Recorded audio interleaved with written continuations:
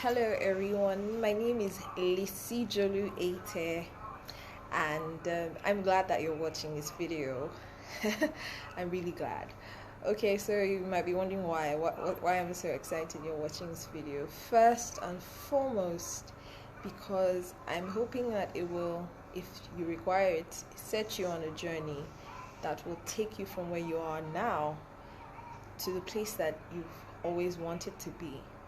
And the beautiful thing about journeys is that when you reach one destination, you will find that there's so much more out there in the world to see, to explore, to become. So a journey of improvement, of self-improvement really never ends. It just goes from one stage to the next. Um, I'm going to introduce myself briefly, and then I'm going to dive into the reason why I've begun to shoot these videos. My name is, like I said earlier, Lisijolu Ate. My surname is Eric Nwabuzo. It's a compound surname that I took on. I took my husband's second name and his surname as mine when we got married. I am in my late 30s. I'm a wife and mother of two children. I have a 6-year-old and I have a almost 3-year-old son who will be 3 in 2 months. And my academic background is in law, but to be honest, I haven't practiced for a single minute. I think I knew before I left school, before I even bagged the degree, that I wasn't going to follow the path. But I was raised to finish what I start, so I finished it and did my best by my parents, so to speak. Anyway, much of my work experience has been in people management. So my first job was in a training/human capacity development firm, where I basically did everything from one end of the spectrum to the other. And then I went on to work within a non-profit and worked on a myriad of projects and developed skills and competencies in all sorts of areas. After this, I went on to work at a real estate firm in the capacity of lead of corporate affairs. So I oversaw quite a number of subunits, and I had oversight responsibility over human resources, corporate affairs, finance and admin, so to speak, not in a nitty-gritty fashion, but basically as oversight. And it was a stretching experience for me. But in that role, I learned that I had greater capacity than I had ever imagined. Now, 3 years back, it'll be 3 years in July, I had a son. And 3 months after having my son, I said to myself that I had come to the realization that I didn't want to go back to 9 to 5. I wanted to be able to take the time out to raise this child specifically and my daughter, both my kids, to give them some sort of grounding, some foundational training to equip them for life, first and foremost, but also to shape them, because the world in which we live today is pretty interesting. And I wanted to be absolutely certain that giving them the sort of foundation that I would be confident would be a compass for them going through life. I wanted to be able to determine their people habits from early on. I didn't want them to pick those up from outside. I wanted to be absolutely certain my children would grow up respectful, they would grow up aware of responsibility, not entitled, not rude, because I see quite a lot of that around. And I recognize that it's not ill-intentioned parenting. It's just because parents are quite busy, owing to no fault of theirs, and the people who are raising their kids in the earliest years aren't exactly replicating their own values in the kids. So I made that choice, and at the beginning it seemed pretty okay, until I found myself in a place where I felt stuck.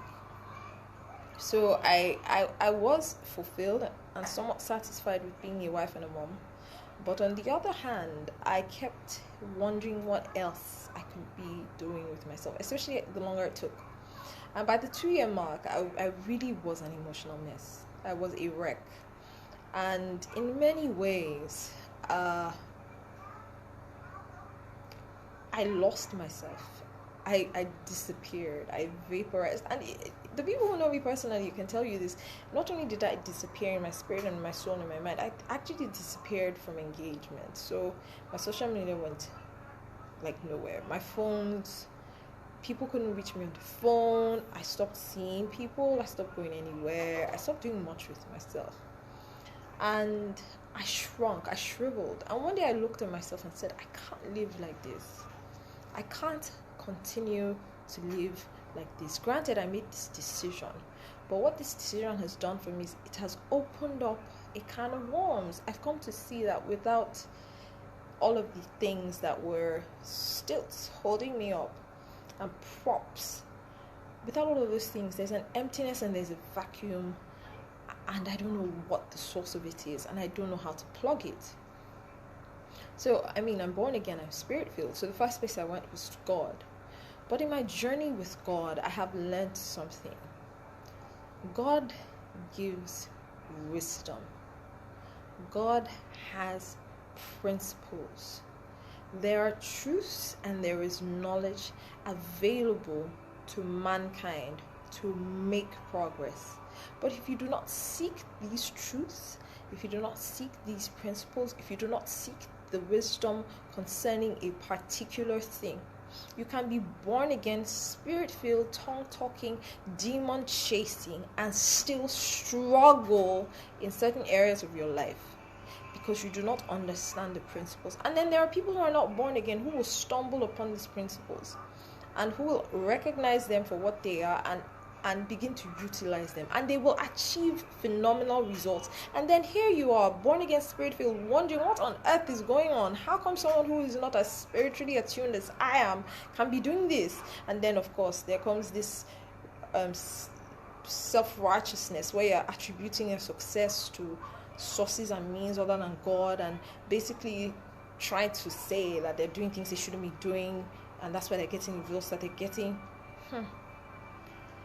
I believe that as believers, that has been one of the biggest stumbling blocks to progress. What we do not understand, we attempt to explain away, rather than finding the truth and seeking it, distilling not just what God's word has to say about it, but what truths and wisdom He has made available concerning something. We explain it away, we rationalize it in a way that makes us feel comfortable so that we can escape it. Anyway, back to what's important. I'm shooting this video now because in the course of the last few months, especially it crystallized or climaxed with this lockdown, the coronavirus lockdown. But I'd been on a journey of self-discovery, of delving into my truth. And this is not the first time I've done this. It's just that at this point in my life, I guess because I'm closer to 40 and 30 and all of that, I realize that time is no longer on my side, and I do not want to live the rest of my life wondering what could have been. So my motivation not only became improving myself, it also became legacy. It also became leaving a mark, not just in this generation, but for generations to come, making a valid, tangible difference by my life and by the things that flow out of my life. And so in the lockdown, basically, I got to a crystal clear point where it became evident to me that when you have nowhere else to go and no one to turn to, when there are no distractions available, when there's nothing to fix your gaze on instead of your reality, what can happen to a person is that a person can be so broken and shattered and ruined on the inside that they lose hope for the rest of life. And if this speaks to you in any way, I hope that you join me on this journey of self-discovery, because you see, the difference between me and you is not that I have it all figured out. No, it's that I have made up my mind that figuring this thing out is the way to go, and that I've begun to take the steps, and that with every lesson I learn, I am making the necessary changes in my life and taking the steps that will lead me to the life that I desire, as opposed to the life that I was handed, quote unquote, the life that I found myself living, quote unquote, which you'd be surprised to discover is not exactly the truth. So what am I saying here? I'm saying that if you have found yourself in a place where you feel stuck, and I don't mean stuck because of a temporary situation like the pandemic, no. I mean stuck on the inside, where you recognize that you have potential, you recognize that you have gifts, you have talents, you have abilities, you have capacity for more, but for some reason you never ever totally actualize everything that you can be and everything you can do. In fact, there seems to be a cap. No matter how extraordinary what you do is, you get to a point where you self-sabotage. It doesn't have to be external. Something happens and there's a shutdown, and whatever it is that was taking you all the way up, you get to this point and you don't go beyond it. And it happens time after time after time. There's excitement, there's a flurry of activity, there's a woo, and all of that happens. You're in the zone, and you're wondering why this keeps happening. If you're this person who has been through so much pain and trauma in the course of your life that you're really like, man, let's just survive this, what is greatness when you're barely alive? If you're a person who wakes up every day wondering what the day holds because you literally don't know what it will hold, there's no plan and there's no hope of a plan. You feel like you're stuck in a life that you didn't dream of, didn't desire, didn't create, but here you are and there's nothing you can do about it.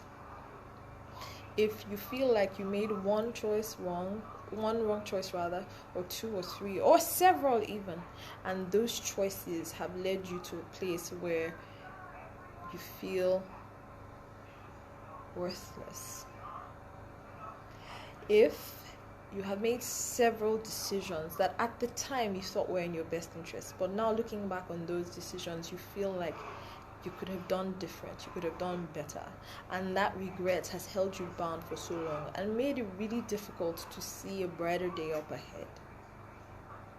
Or if you're a person who, for the longest time, you've been told, you're really amazing, you're really fantastic, you're really smart, you're really good at this, this, that, and when you first hear it, it takes you by surprise, and then you embrace it, and you're happy in the moment.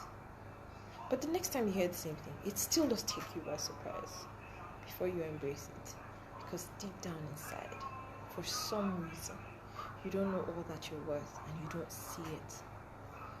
This video and the many others that will come after it are dedicated to you. I am going to put myself out there. I'm going to be open, unashamed, vulnerable. And the only reason why I'm choosing to do this right now, despite the fact that my heart is beating and I'm thinking to myself, oh my goodness, you're a private person, why on earth would you want to do this? It's because I realize that when you've spent almost 4 decades on earth and you can't honestly point at something legacy-wise that you're proud of, you're absolutely proud of, like, this is why I came, it's not a good place to be. And if it took me this long to wake up, I don't want it to take anyone who's younger than I am this long to wake up. And if there's anyone who's older than I am who hasn't woken up yet, I don't want you to keep feeling that sort of pain. And if there's anyone on the face of this earth who hurts, like your heart hurts and you actually feel it as a physical pain because there's an emptiness and there's trauma, and it has shrunk you, shriveled you to the point where you only come up for air in bursts, but you always go right back down there. Especially if you're a Christian, born again, spirit filled, filled with the Spirit of God, speaking in tongues, exhibiting the gift of the Spirit, the fruits of the Spirit, walking in obedience to God's word, and you still feel trapped and bound. I feel a responsibility under God to share the truths that He's teaching me, that are molding me, that are recreating the woman that I've always been. See, the people who know me personally, the people who love me, my siblings, my husband, my friends, they're the ones who are telling me that they can see this change. I know I'm changing, but when the people who are closest to you can see a perceptible change, then it's true. And if God is doing this for me, I owe it to everyone I know who's struggling like I used to be, and like I still am sometimes, because hey, don't get it twisted. It's a journey, it's not a destination. The Spirit of God will make grace available, but it will always be a journey. When I do overcome and gain mastery over the things that I'm struggling with today, I will find that there are other things to deal with and gain mastery over. I've come to recognize that there were battles I fought in the past and I won. And I thought at that time, like, yes, I got this. Until I entered into newer territory and newer levels and found that at every level there's a new struggle, there's a new challenge. And you rise, you fight, you win. You've set that behind you, knowing fully well that another one will come. So I'm not even trying to be superior here. I'm not pretending like I have this all figured out. No, I'm figuring this out. But if I'm one step ahead and I can show you that one step, I'm willing to do it with humility, with grace, and in truth. So thank you for watching this video. I'm going to leave one nugget because it's an introductory video, yes, but I'm not just going to introduce. I need to leave you with something that will make a difference. Okay? As long as we keep ourselves hidden in a closet, we will not be seen by ourselves or the world. Most of us grew up hiding in a closet, afraid to show our true selves to those who claimed to love us. And the more we didn't get what we needed, the more we hid in closets. Closets called mom, dad, friends, colleagues, and on and on and on. The closets kept piling. The layers became deeper and deeper. And one day, we were lost onto ourselves. We completely disappeared from view. So what do we do behind these closet doors? Well, we hide. We hide because we truly believe that who it is we are, as we are, is unworthy. We choose unworthiness on the outside, an unworthy career, an unworthy spouse, an unworthy set of friends, an unworthy purpose. You see, we will always choose a mismatch on the outside because we are mismatched on the inside. Do you think it's time for you to step out of your closet, the one that you have now built all by yourself? It will be time when you decide that this inner disconnection, this inner mismatch is now no longer acceptable. You will decide that it is time to step out of the closet when you're tired of living another's life, when you're tired of not showing up as yourself, when you're tired of not knowing who you truly are. And then when you are ready to encompass your whole worthy and empowered self, you will decide that you can no longer live in the shadows. You will decide that the time is now that you step out to greet who you truly are. And when you decide that it is now time to marry you, when it is now time to simply show up as who it is you authentically are, then you will allow your light to shine. You won't dim anymore. You won't shrink anymore.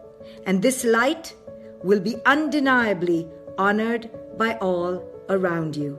It starts with you honoring your own light.